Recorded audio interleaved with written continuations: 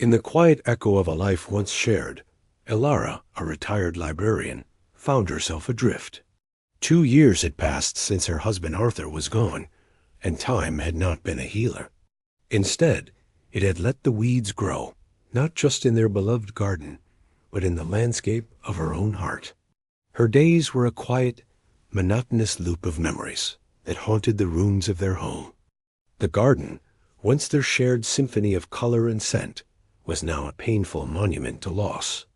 Its roses, once vibrant and full of life, now drooped, their wilting petals a reflection of her own spirit.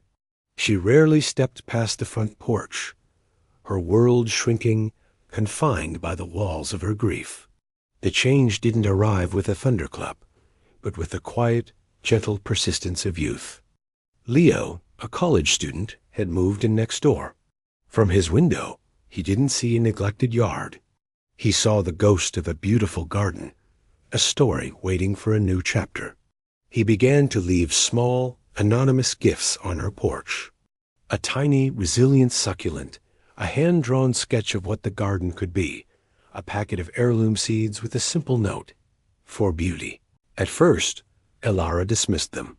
The thought of touching the soil again felt like a betrayal to Arthur, an insurmountable task for a heart so heavy and weary. One cold, lonely evening, while thumbing through Arthur's old books, a slip of paper fell out. It was a poem he'd started, never finished, about their garden. He called it a symphony of shared joy and quiet dreams. Those words, his words, cut through the fog of her sorrow. For the first time in a long time, a flicker of warmth, of the passion they once shared, ignited within her. The next morning, she looked out her window. There was Leo, not on her property, but just on the other side of the fence, quietly clearing a small patch of thorny overgrowth.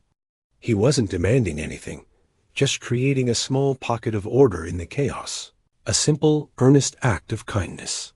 Something shifted in Elara. Hesitantly, she found her old trowel, its wooden handle smooth from years of use. She stepped outside, the cool morning air a shock to her system. She joined him, her movements tentative at first. But what started as a few minutes of silent work soon stretched into hours. As they worked side by side, the silence between them filled with stories. Elara, initially so guarded, found herself telling Leo about the specific plants, about Arthur's funny, quirky gardening habits, about the life they had built within these green walls. Leo listened, his questions genuine, his presence a balm. He didn't offer pity, only interest.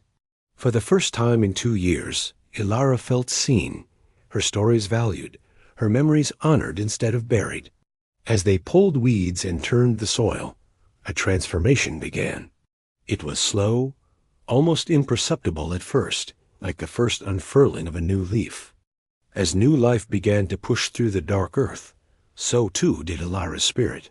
The garden, once a painful reminder of everything she had lost, started to become something else entirely. It was no longer a monument to the past, but a living, breathing testament to resilience and new beginnings. It became a vibrant tapestry woven with new growth, shared laughter, and the threads of an unlikely friendship. Wordlessly, their little project began to attract others. A widower from down the street, a young mother feeling isolated, a teenager looking for a quiet escape. The garden gate, once rusted shut, was now always open. It became a community project, a sanctuary for other lonely souls in the neighborhood who were also seeking connection, a sense of purpose. Elara, with her encyclopedic knowledge of plants and a newfound vigor in her step, became the heart of it all.